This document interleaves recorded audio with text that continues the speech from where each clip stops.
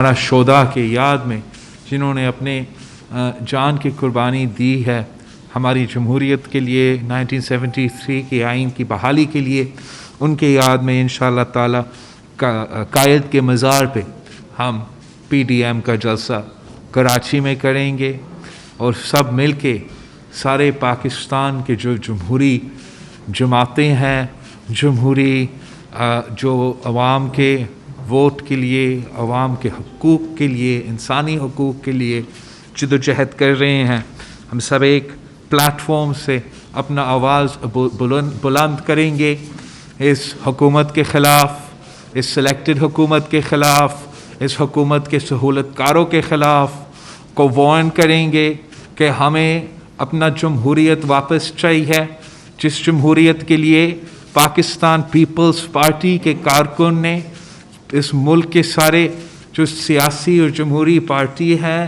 ان کے کارکن نے، ہمارے قیادت نے قربانی دی ہے، وہ حقوق، چاہے وہ ہمارے عوام کا ووٹ کا حق ہو، ہمارے عوام کا بولنے کا آزادی ہو، میڈیا کا آزادی ہو، ہمارے وہ سارے کے سارے بنیادی حقوق ہیں جس کے نہ ہونے کی وجہ سے آج ہمارے عوام مشکلات کے سامنا کر رہے ہیں۔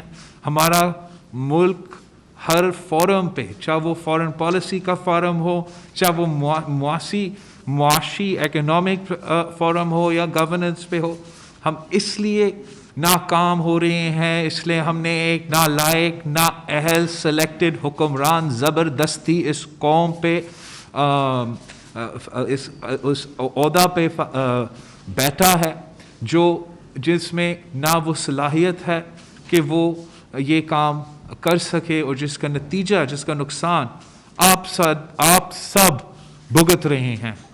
جو سب سے لیٹسٹ حملہ اس حکومت نے سندھ پہ کیا ہے، ہم اس پہ سخت انداز میں مذمت کرتے ہیں۔ کوئی بھی پاکستانی یہ برداشت نہیں کر سکتا، کوئی بھی آئین پہ ماننے والے یہ برداشت نہیں کر سکتا کہ کوئی ایک پریزیڈنشل آرڈیننس کے تحت رات کے اندھیروں میں میرے صوبے پہ یا بلوچستان اور سندھ کے جو آئلینڈز ہیں ان پہ قبضہ کرنے کی کوشش کرے۔ اس کا سخت مزاحمت ہم کرتے ہیں، ریجیکٹ کرتے ہیں، مطالبہ کرتے ہیں کہ یہ غیر آئینی آرڈیننس واپس لو۔ آج اب اس طریقے سے کچھ آئلینڈز کو قبضہ کر رہے ہو، کل آپ عمرکوٹ کو، بدین کو، خیرپور کو ایسا قبضہ کر دیں گے۔ اس طریقے سے آپ کا وہ سوچ ہی نہیں ہے، آپ کو تو پتہ ہی نہیں ہے۔ ایک کرکٹر کو آپ وزیر اعظم بناتے ہو تو پھر آپ کو وہ سمجھ نہیں آتا کہ اس قسم کے حرکتوں سے، اس قسم کے بچکانہ حرکتوں سے کیا کیا نقصان ہو سکتا ہے ایک وفاقی نظام کو، ایک وفاقی آئینی نظام کو۔ اور پورا صوبہ نے ایک آواز ہو کے اس سٹیپ کو مذمت کیا ہے، اور ہم آج تک جو رہتا ہے اس میں یہ ہے کہ حکومت اپنا غلطی مانے، اور حکومت یہ جو آرڈیننس ہے وہ فوراً واپس لے لے۔ ہم کسی بھی صورت میں اپنا ایک بھی اس زمین کا ایک بھی ٹکڑا آپ کو غیر آئینی طریقے سے انیکس نہیں کرنے دیں گے۔ ہم آپ کے جو رویہ ہے یہ غیر جمہوری رویہ ہے، چاہے وہ آپ ایک چھوٹا سا اس قسم کا ڈیولپمنٹ کا کام پہ اتراتے ہو اور وفاق کو ہلا دیتے ہو، آپ اپنا مخالفین کے بھگز میں، آپ کے انتقامی سیاست پہ اتر آتے ہو، اور آپ کو پتہ ہی نہیں چلتا، اور آپ نے وزیر اعظم آزاد کشمیر پہ سیڈیشن کے چارجز لگا دیے ہیں۔ آپ اس ملک آپ کا بوجھ برداشت نہیں کر سکتے ہیں۔ اب وقت آ گیا ہے، عوام تو نہیں گھبرا رہے ہیں، اب وقت آ گیا ہے کہ عمران خان کو گھبرانا پڑے گا کہ عوام آپ کا ظلم اب برداشت نہیں کر سکتے۔ ہر دن ایک نیا ظلم آپ کرتے ہو، ہر دن بدن ہمارا جو بجلی کی پرائسز ہے اس میں اضافہ ہوتا ہے، ہمارا صوبہ کو اس کا گیس کا حصہ نہیں دی جا رہی ہے جو ہمارا آئینی حق ہے، اور گیس کی لوڈ شیڈنگ کا بھی سامنا کرنا پڑ رہا ہے۔ عوام جائے تو کہاں جائے؟ آٹا کا بحران ہو، ویٹ کا بحران ہو، شوگر کے پرائسز کو دیکھیں، کھانے پینے کے اشیاء کو دیکھیں۔ اس حکومت نے ہمارے عوام کو دیوار سے لگا دیا ہے، دیوار سے لگا دیا ہے۔ NFC شہر نہیں دیتی، ہر صوبہ کو اپنا حصہ نہیں مل رہا ہے، جس کی وجہ سے چاہے وہ صحت کا نظام ہو، چاہے وہ لوکل گورنمنٹ کا نظام ہو، چاہے وہ ایجوکیشن کا نظام ہو، ہر صوبہ میں اس وفاقی حکومت کا نالائکی کا نقصان ہو رہا ہے۔ پاکستان پیپلز پارٹی نے پہلے دن سے اس حکومت کے خلاف آواز اٹھائی ہے، اس حکومت کے سہولت کاروں کے خلاف آواز اٹھائی ہے، اور ہم آج تک اپنے موقف پہ قائم ہے کہ ہمیں عوامی حکومت لے آنا پڑے گا، جمہوری نظام واپس لے کر آنا پڑے گا۔ جمہوری نظام میں ہمارے عوام کا اسٹیک ہوتا ہے، جمہوری نظام میں ہمارا عوام کا سنا جاتا ہے۔ اس نظام میں ہمارا عوام کا کوئی اسٹیک نہیں ہے، وہ اپنے مسائل کسی بھی فورم پہ اٹھا نہیں سکتے۔ ہمارا پارلیمان ربر سٹیمپ میں تبدیل کر چکا ہے، ایک آمرانہ طریقہ کار جو یہ اسپیکر نے اپنایا ہے اس حکومت کے کہنے پہ، وہ فورم پہ اس فورم پہ ہم عوام کے مسائل نہیں اٹھا سکتے۔ ٹی وی چینلز پہ آ جاتے ہیں، آپ کے میڈیا چینلز پہ آ جاتے ہیں، ہمارا انٹرویوز کو سینسر کر دیتے ہیں، ہم احتجاج پہ اتر آتے ہیں، جلسے جلوس پہ آتے ہیں کہ ہم اپنے عوام کے درمیان میں آ کے ان کے ساتھ ہمارا سولیڈیرٹی دکھا سکے، آپ انتقامی سلوک شروع کر دیتے ہیں۔ اس قسم کی جو فیشسٹ رژیم ہے، جو اتھارٹیرین رژیم ہے، وہ زیادہ دیر تک نہیں رہ سکتا۔ اب ان کی گنتی شروع ہو چکی ہے، اور انشاءاللہ تعالی سارے جو اس ملک کے جمہوری جماعتیں ہیں، ہم مل کے اس نااہل نااہل حکومت کو ختم کر دیں گے، ایک جمہوری نظام لے کر آئیں گے جس کے تھرو ہم اپنے عوام کے مسائل حل کر سکتے ہیں۔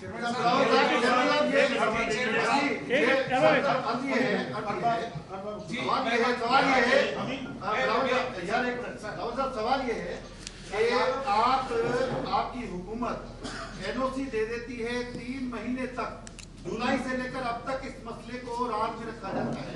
ایک تو یہ مسئلہ، دوسرا وزیر اعظم نے اب گورنر کو ہدایات دی ہے کل ملاقات کر کے کہ آپ جائیں اور سندھ حکومت سے مذاکرات کریں۔ کیا آپ ان سے مذاکرات کریں گے اور آپ کیا چاہتے ہیں؟ سندھ حکومت کے پاس کیا ٹائم؟ نہیں، بالکل خبردار، ایبسلیوٹلی ناٹ، یہ ایسے ہو نہیں سکتا، میں ان سے ملیں گا بھی نہیں۔ واپس لو اپنا آرڈیننس۔ میرا حکومت کا نیت صاف ہے، میرا حکومت ایک اچھی نیت کے ساتھ کسی کے ساتھ بات کرنے کو تیار ہے، لیکن ہم کسی بھی غیر آئینی انداز میں کسی کنورسیشن بھی شروع نہیں کر سکتے۔ تو آپ یہ بھول جائیں، جس نیت کے ساتھ حکومت آپ کے ساتھ کام کرنے چاہ رہے تھے، آپ کام نہیں کرنا چاہ رہے تھے۔ اپنے رات کے اندھیروں میں ایک آرڈیننس کے تحت ہمارے آئلینڈز پہ قبضہ کرنے کی کوشش کی۔ نہ صرف ہمارا آئلینڈز ہو جاتا ہے، یہ پورا پھر کوسٹل بیلٹ آ جاتا ہے۔ آپ کہہ رہے ہو کہ نہ صرف سندھ کے آئلینڈز آپ قبضہ کر دیں گے مگر بلوچستان کے آئلینڈز بھی قبضہ کر دیں گے۔ واپس لو۔ میرا پہلا مطالبہ ہے کہ ان کو اپنا غیر آئینی، غیر جمہوری آرڈیننس کو فوراً واپس لینا چاہیے۔ ہمارے جو کراچی کے عوام ہیں، ان کا وہ جو اس صوبے کے عوام ہیں، خاص طور پہ اس شہر پہ جہاں یہ ڈیولپمنٹ اور یہ جو منصوبے کرنے چاہ رہے ہیں، وہ ان پہ نیت پہ بھی شک کرنے شروع ہو گئے ہیں۔ ان کا پہلے بھی ہمارا جو ایکسپیرینس ہے وہ صحیح نہیں رہا۔ ملیر کا کراچی کا پیسہ آج تک سپریم کورٹ میں پڑا ہوا ہے۔ ان کا پیسہ ان کو دلوا دے تاکہ ہم ان کو پانی کا منصوبہ دے سکتے ہیں، ان کا کچرے اٹھا سکتے ہیں، ان کے حق ہے اس پیسہ پہ، وہ بھی آپ نے نہیں دیا۔ فوراً آپ نے وہ جو وعدہ ہے، وہ جو ان کا چیز ہے، ان کا حق دلوا دے۔ جو جہاں پہ آپ پتہ نہیں کیا کیا سوچ رہے ہیں، ان آئلینڈز پہ ماہی گیر رہتے ہیں، آپ نے ان سے پوچھنا ہے وہ کیا کرنا چاہتے ہیں۔ ہمارے جو ماہی گیر ہے وہ تو سخت ناراض ہے حکومت سے، وفاقی حکومت سے، ان کا فشنگ پالیسی پہ وہ ناراض ہے۔ ان کو اپنا فشنگ پالیسی کو بھی تبدیل کرنا پڑے گا، جو پہ ہمارے سارے کے سارے ماہی گیر سراپا احتجاج ہے۔ آپ بھول جائیں، ہم آپ کے ساتھ، ہم اس حکومت کے ساتھ ان صورتحال میں بالکل بات نہیں کر سکتے ہیں۔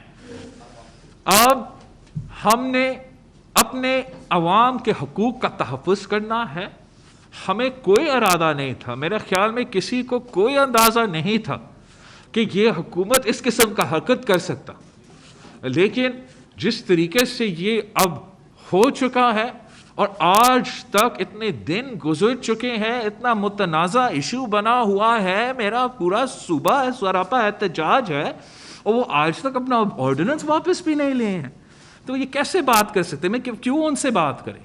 کس چیز پہ بات کریں؟ سو نان اسٹارٹر وہاں بات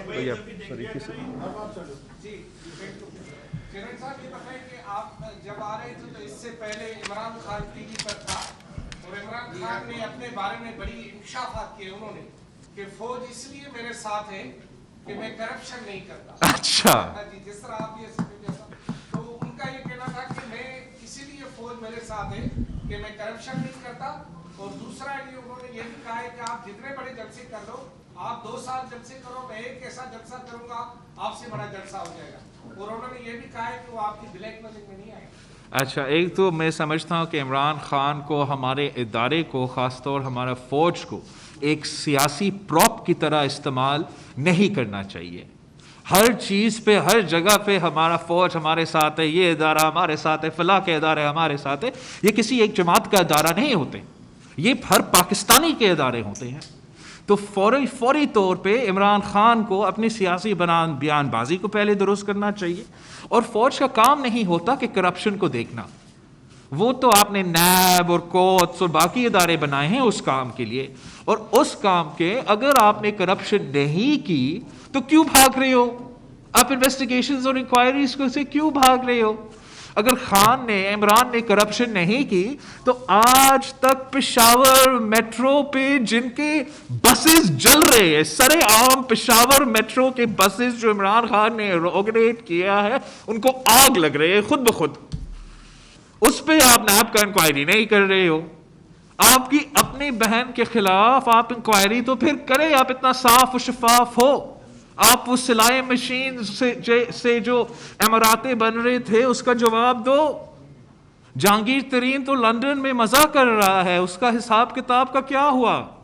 آپ کا ابراج گروپ کا کے الیکٹرک جو آج تک میرے کراچی کے عوام خون چوس رہے ہیں، ان کا آپ نے احتساب کیا ہے؟ کیوں نہیں؟ اس لیے تو کرپشن کرتے ہو، تو تیرے جو اتحادی ہے، جو آپ کے کیبنہ ممبرز ہے، تو سارے کے سارے کرپٹ ہے، کرپٹ ترین ہے۔ انٹرنیشنل ایمنسٹی کیا، یہ کرپشن کا جو ادارہ ہے، ٹرانسپیرنسی انٹرنیشنل، انہوں نے کہلوایا ہے کہ عمران خان کا دور سب سے کرپٹ ترین دور رہا ہے، اور آج بھی عوام کو پتا ہے وہ سب سے زیادہ مہنگائی کا سامنا کر رہے ہیں۔ عمران خان خود کہتا تھا کہ جب مہنگائی بڑھتی ہے تو پھر اس کا مطلب وزیر اعظم کرپٹ۔ تو عمران خان نہ صرف کرپٹ ہے، کرپٹ ترین حکومت کا وزیر اعظم ہے، وہ خود کہتا تھا کہ سب سے اس پہ کاؤنٹ ہوتا ہے کہ کون بیٹھتا ہے وزیر اعظم کی کرسی پہ۔ تو آج وزیر اعظم عمران خان وزیر اعظم کی کرسی پہ بیٹھا ہے، اگر کوئی بھی وزیر کرپشن کر دیتا ہے تو وزیر اعظم عمران خان کو جواب دینا پڑے گا۔ پورا کا پورا بزدار کا حکومت بیٹھا ہوا ہے، دونوں ہاتھوں سے پنجاب کے عوام سے چوری کر رہے ہیں، ہر پوسٹنگ پہ پیسہ لیا جاتا ہے، پتہ نہیں کہاں سے وہ چلائے جاتے ہیں۔ کرپٹ نہیں ہے، یہ تو مذاق نہ کرے، ہم سب جانتے ہیں کہ آپ کتنے کرپٹ ہو، اور اس ملک میں ہم بہت جنریشن سے یہ دیکھ رہے ہیں کہ کرپشن صرف مسئلہ ہے اگر آپ رائٹ سائڈ پہ نہیں ہو۔ آج آپ رائٹ سائڈ پہ ہو، کوئی ایشو نہیں ہے، کل آپ رائٹ سائڈ پہ نہیں ہوں گے تو پھر ہم دیکھ لیں گے۔ میرا سوال یہ تھا کہ کل سے پنجاب میں خاص طور پہ مریم نواز اور ان کے رفقا جو بھی آرڈر آ رہا ہے حکومت کا، وہ कहते हैं ये आखिरी आर्डर है, इसके बाद अब कोई आर्डर नहीं है। नंबर एक, क्या आप समझते हैं कि हुकूमत जाने वाली है? दूसरा ये है कि उन्होंने ये कल कहा कि साहब हम इस्तीफे भी देंगे असेंबलियों से, इसके अलावा हम अपनी गिरफ्तारी भी देंगे। हमने बैग भी बांध दिया है। अगर आपको गिरफ्तार किया जाता है तो कौन इसकी क़यादत करेगा, और क्या सिर्फ हुकूमत भी इस्तीफे देने के लिए तैयार है? जहाँ तक हमारा एहतजाजी मुहिम है, जिस तरीके से हुकूमत और हुकूमत के सहूलतकारों इस वक्त घबराए हुए हैं, भुखला रहे हैं, उससे आप अंदाज़ा कर सकते हो कि हमारा इस कोशिश में और माजी में के कोशिशों में कुछ तो फ़र्क है। अब हमारा तो ख्वाहिश ये है कि हम इस मुल्क के अवाम को इस मुसीबत से निकालें, उनको उनके मसाइल जो हर तरफ परेशान कर रहे हैं पाकिस्तान के अवाम को, हम उनके लिए उनका मसाइल में कमी लेकर आए, जो कि हम समझते हैं सिर्फ तब होता है जब आपका जमहूरी निज़ाम है। जब आपका जमहूरी निज़ाम होता है तो फिर आपका अकाउंटेबिलिटी भी होता है। जब आपका जमहूरी निज़ाम होता है तो हर किसी को आज़ादी भी होता है। तो इस निज़ाम में जो आजकल जिसमें हम सब जी रहे हैं, जिसमें ना आप आज़ाद, ना मैं आज़ाद, ना किसान आज़ाद, ना मज़दूर आज़ाद, इस निज़ाम के ख़िलाफ़ हम भरपूर तरीके से एहतजाज करने को तैयार है। हमारा APC का जो डॉक्यूमेंट है वो आपके सामने है, जिसमें हमारा नो कॉन्फिडेंस मोशन का ऑप्शन और इस्तीफ़ों के ऑप्शन दोनों मौजूद है। हम सब जेल जाने को भी तैयार है, इनके झूठे इल्ज़ामात को भुगतने भी तैयार है। ये हम इस किस्म की कठपुतली निज़ाम से ना माजी में डरे हैं, ना आज डरेंगे। जिस जमात ने ना ज़ियाउल हक से या याह्या खान से या मुशर्रफ से डरा, उस क्रिकेटर को से तो थोड़ी डरेंगे हम।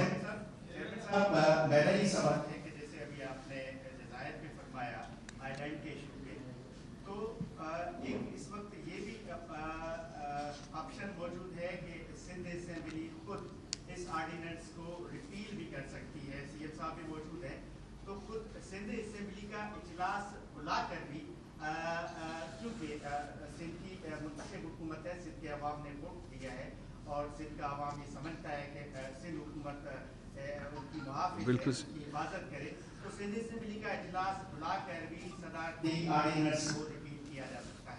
हम हर फोरम पे इस गैर आइनी ऑर्डिनेंस के ख़िलाफ़ हर कदम को अपनाने को तैयार है। जहाँ तक मेरा इल्म है, जब ये ऑर्डिनेंस पेश होते हैं तो हम सिर्फ सेनेट और नेशनल असेंबली में उनको रद्द कर सकते हैं, मगर अगर ऐसा भी कोई ऑप्शन है तो इसको भी हम देखेंगे। ये मैं पहली बार आपसे सुन रहा हूँ कि कोई सूबा भी ऑर्डिनेंस रिजेक्ट कर सकते हैं। लेकिन हमारा एक तो हम नेशनल असेंबली में शायद हमने जमा भी किया, सेनेट भी उनका सेशन बुलाए जा रहे हैं, वहाँ भी हम चैलेंज करेंगे। लेकिन हम एक्सपेक्ट करते हैं कि ये इतना इंसल्टिंग ऑर्डिनेंस है, ये इतना अनकॉन्स्टिट्यूशनल और ऑब्नॉक्शियस ऑर्डिनेंस है कि हमें उस पॉइंट पे रिजेक्ट करने से पहले ये खुद इसको वापस ले लेंगे और मान लेंगे कि इस किस्म का जो गलती है ये हम ना कर सकते हैं। इसका आईनी और दूसरे जो कॉनोटेशंस है वो बहुत बुरे हैं। कोई इशू होता है वफाक की तरफ से तो गवर्नमेंट सिंध के आवाम से शेयर करती है, फाइनेंस का इशू हो, पानी का इशू हो और बहुत सारे इशू होते हैं। ये इशू उतरे 4 महीने से मेरे साथी ने सवाल किया था, 4 महीने से था, ये 4 ही महीने हम सवाल करते रहते थे, हम छाप भी रहते लिख भी रहते हैं। CM साहब से सवाल किया था, बहुत सारे मिनिस्टरों से सवाल किया था कि क्या वफाकी हुकूमत आपसे रब्ता क्या है आइलैंड के इशूज़ पे, तो हमें रिप्लाई ये होता था कि उनका कोई रब्ता नहीं रहा। सिंध काबीना का इजलास हुआ, उसमें इसकी मंजूरी हुई थी, उनको डेवलपमेंट की इजाज़त मिली थी, उसकी पूरी एजेंडा काफ़ी हमें मिली थी, उसमें कोई जिक्र नहीं था, ब्रीफिंग में जिक्र नहीं था। तो 4 महीना अगर आप छुपाते नहीं, सिंध के आवाम को बताते, तो आज उनको रोड पे निकलने क्यों? हमने किसी चीज़ को नहीं छुपाया। जितना ही सरप्राइज़ आपके लिए और मेरे लिए और हुकूमत के लिए ये ऑर्डिनेंस था, वो सब के लिए एक हमारे मुंह पे तमाशा था। ये एक इतना ऑब्नॉक्शियस, और ये एक तरीका होता है आपका ऑर्डिनेंस का, आपको इसको प्रेस में भी ले आना पड़ता है, छापना भी पड़ता है। ये सितंबर 1 से कोई ऑर्डिनेंस निकल के भी गया, ना आपको पता ना मुझे पता, تو کچھ تو ان کی نیت میں کوئی their intentions were not clear. ہمارے ساتھ کوئی conversation نہیں ہوا. ہم جیسے آپ نے دیکھا ان کا کوئی وزیر بیان دے دیتا تھا, کوئی دوسرا بندہ بیان دیتا تھا کہ ہم یہ کرنے جا رہے ہیں. یہ جہاں تک مجھے پتا تھا اس سے جیسے آپ کو شک ہوتا تھا ہم سے شک ہوتا تھا, جس پہ سندھ حکومت نے کہا یہ آپ کا سرزمین نہیں ہے, یہ سندھ کا سرزمین ہے, ہم آپ کے انگیج کرنے کو تیار ہے. لیکن اب جو انہوں نے ایک غیر آئینی حملہ کیا ہے, اس کے بعد ہم انگیج کرنے کو بھی تیار نہیں ہیں. میں نے آپ کے سامنے جو اس سوال کے پہلے جو میں نے ہمارے عوام کے مطالبات ہے وہ بھی ان کے سامنے رکھ لیا ہے. I can't emphasize enough کہ یہ کتنا ہی ایک obnoxious move ہے. ان کے پاس یہ اختیار ہی نہیں ہے. وہ کیا سمجھتے ہیں وہ کہ جس کی جیسی ان کی مرضی وہ اپنے بارڈرز بنا سکتے ہیں. دنیا ایسے نہیں چلتا. اور ہمارا جو جیوگرافی ہے وہ ہسٹوریکل جیوگرافی ہے, وہ ان کا کسی آرڈیننس سے ایسے تبدیل نہیں ہوتا. چیئرمین صاحب میرا سوال آپ سے یہ ہے کہ حکومت میں اتنی خامیاں ہیں, وفاقی حکومت میں, لیکن اس کے باوجود بھی پی ڈی ایم کا جو اتحاد ہے وہ گلگت بلتستان کے الیکشن میں حصہ لینے جا رہا ہے. کہیں ایسا محسوس تو نہیں ہوتا کہ اس الیکشن کے بعد بھی آپ لوگ پھر کہیں گے دھاندلی ہو گئی یا کچھ ہو گیا؟ جہاں تک ایک تو گلگت بلتستان پہ صاف و شفاف الیکشن ہونا is not an issue for compromise. Gilgit Baltistan میں صاف و شفاف الیکشنز ہوں گے, ورنہ یہ ہمارا میسج ہے, ہمارا ایکسپیکٹیشن ہے.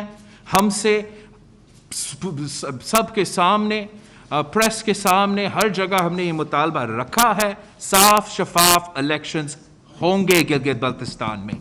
اگر نہیں ہوا اس کا کانسیکوینسز یہ حکومت اور ان کے سہولت کاروں کو بھگتنا پڑے گا. میں خود گلگت بلتستان جاؤں گا, میں خود مانیٹر کروں گا, میں ہر ڈسٹرکٹ میں جاؤں گا, اور میں کوئی بھی غیر آئینی غیر جمہوری کام برداشت نہیں کروں گا. یہ صاف و شفاف الیکشنز ہوں گے, ورنہ الیکشن رات میں پورا گلگت بلتستان کے ساتھ آ کے فوراً اسلام آباد بیٹھوں گا. مجھے کسی کا انتظار نہیں ہے. ہم کب تک برداشت کریں کہ آپ ہمارا ووٹ پہ ڈاکہ ڈالیں؟ ہم کب تک برداشت کریں کہ ہم کسی کے کہنے پہ حکومت پائیں؟ گلگت بلتستان کے عوام کا مطالبہ ہے کہ وہ خود اپنے فیصلے کریں. گلگت بلتستان جمہوری لوگ ہیں.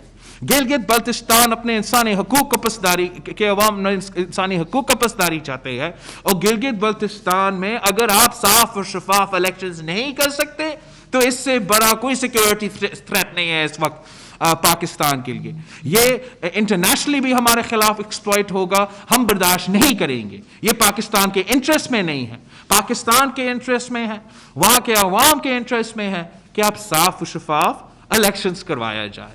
میں نے ایک گلگت بلتستان کے حوالے سے ایک براڈر پوائنٹ میں, نہ صرف گلگت بلتستان میں پورا ملک میں جو ہمارا سیاسی قیدی ہیں ان کو ہم نے اپنے اے پی سی پہ مطالبہ کیا تھا کہ پورے ملک میں جو سیاسی قیدی ہے ان کو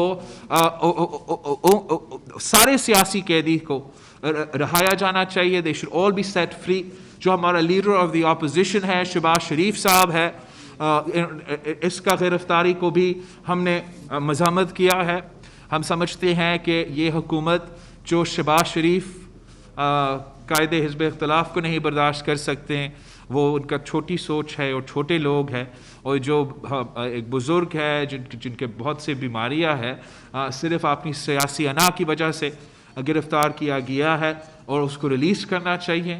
خورشید شاہ صاحب جو پاکستان پیپلز پارٹی کا بہت سینئر کارکن ہے, جو بہت سے پاکستان پیپلز پارٹی کا رہنما, سکھر سے سابق again opposition leader national assembly کا, آج تک جیل میں ہے.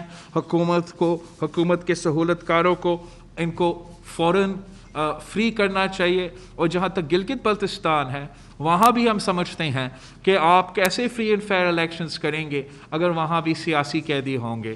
میں آپ کو 2 سیاسی قیدی کا ذکر کرنا چاہوں گا.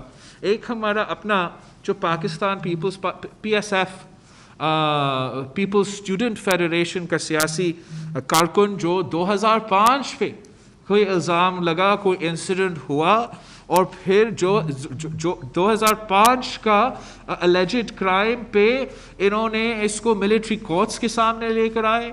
اب جو ملٹری کورٹس تھا بھی نہیں جب جرم ہوا, لیکن پھر بھی ایک سیاسی قیدی کو اپنے حقوق کے مطالبات کرتے ہوئے آپ اس قسم کے ظلم کرتے ہو.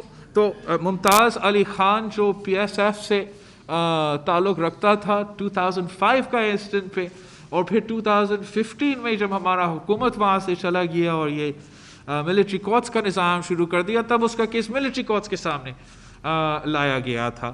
اور دوسرا ایک بابا جان ہے ہنزا سے, گلگت بلتستان کا علاقہ ہنزا سے تعلق رکھتا ہے, وہ بھی ایک سیاسی قیدی ہے.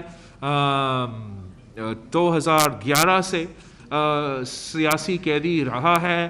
پاکستان پیپلز پارٹی کا جو پریزیڈنٹ ہے امجد ایڈوکیٹ صاحب, وہ اس کا لیگل مدد بھی کر رہا ہے, اس کا لائر بھی بنا ہوا ہے, اور وہ بھی وہاں کے عوام بھی احتجاج کر رہے ہیں.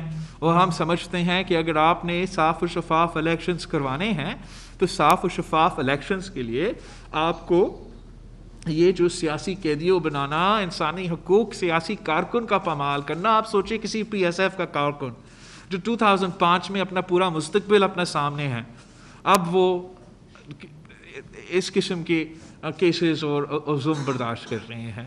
تو آپ یہ ہمیں اتنا برداشت ہونا چاہیے پورا ریاست میں, پورا حکومت میں, پورا ملک میں, کہ ہم ہر کسی کا سیاسی جو جس کا دوسرا رائے ہے آپ وہ برداشت بھی کر سکے, ان کا تنقید بھی سن سکے. Thank you.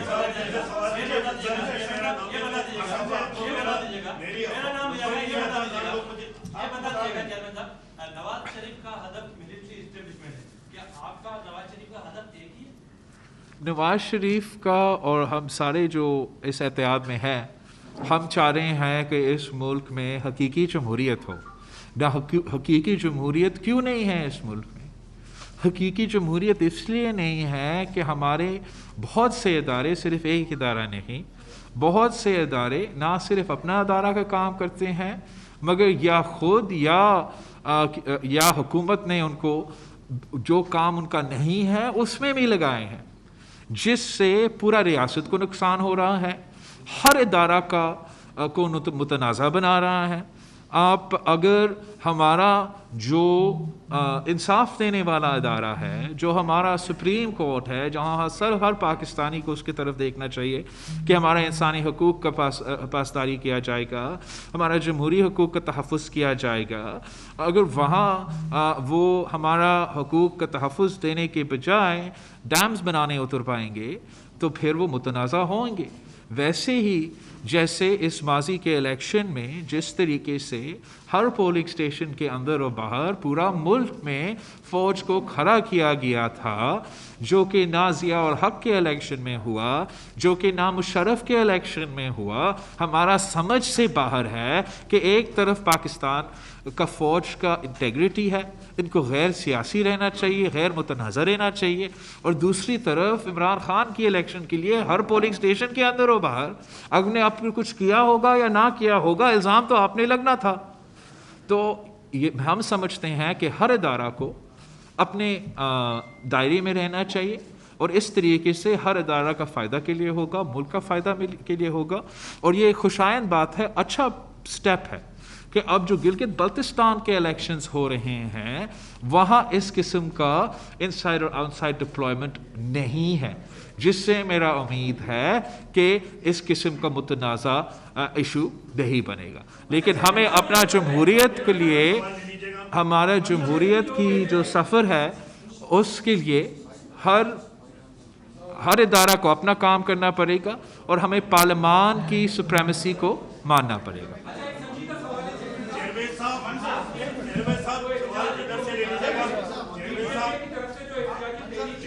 میرا سوال لے لیجیے, یہ سوال ہونے نہیں دیتے میرے. میرا سوال آپ لیجیے. چیئرمین صاحب, بات یہ ہے کہ اعلیٰ شخصیت سے ملاقات کے بعد آپ کا اور مریم نواز کا اور फजलुर रहमान साहब का बिल्कुल जारहाना अंदाज हो गया है। क्या आला शख्सियत के बाद ग्रीन सिग्नल मिल गया? क्यों भी तहरीक चलती है उसमें कोई ना कोई ग्रीन सिग्नल तो लाजमी मिलता है।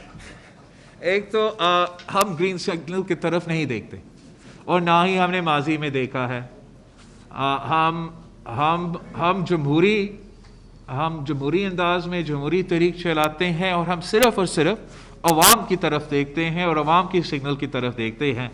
और अगर आप जिसको जैसे मुझे जो पता है आपको ये अंदाज़ा होगा कि अवाम तो हमसे तंग आने शुरू हो चुके हैं कि आप कब इस हुकूमत के ख़िलाफ़ सही तरीके से सही अंदाज में निकलेंगे। हम समझाने की कोशिश भी करें कि कोविड कोई चीज़ है और हमने लॉकडाउन, वो उनका प्रायोरिटीज़ में ये है कि इस हुकूमत से जान छुड़वाए। इस हुकूमत ने हमारा जीना हराम कर दिया। भाई क्या कह रहा था?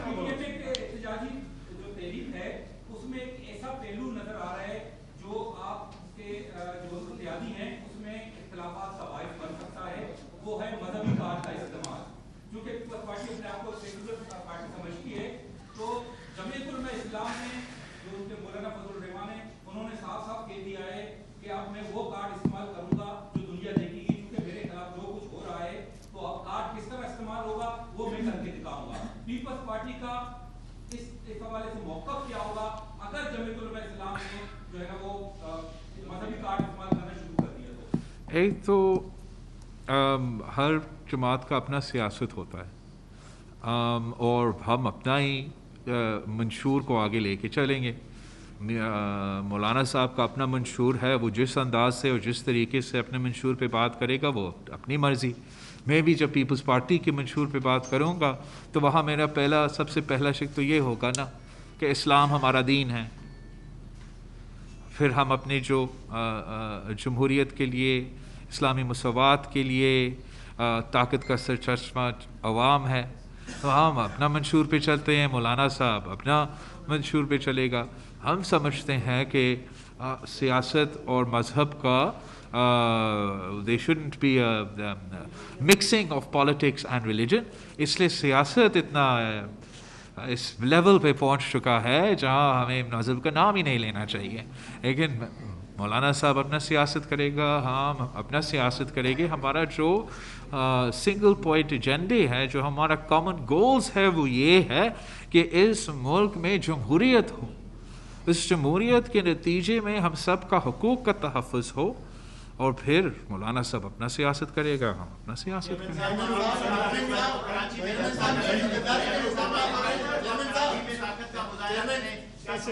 आपने पीडीएम की तमाम क़यादत को कराची में मदऊ किया और समझते हैं कि ये आपका जो जलसा है वो हुकूमत के खिलाफ एक ताकतवर साबित होगा, तो जलसा और हुकूमत के खिलाफ जो है वो जद्दोजहद कामयाब होगी। इससे इंशाअल्लाह हुकूमत के ख़िलाफ़ तो जद्दोजहद को कामयाब ही होना है। इसलिए इस मुल्क के गरीब आवाम की दुआओं हमारे साथ है और इस मुल्क की गरीब आवाम की दुआ जो है उसमें सबसे ज़्यादा ताकत है। इस हुकूमत को जाना ही जाना है। अब हमारा जो अपोजिशन जमातें हैं हमारे ऊपर है कि ये कैसे होगा, कब होगा। Thank you.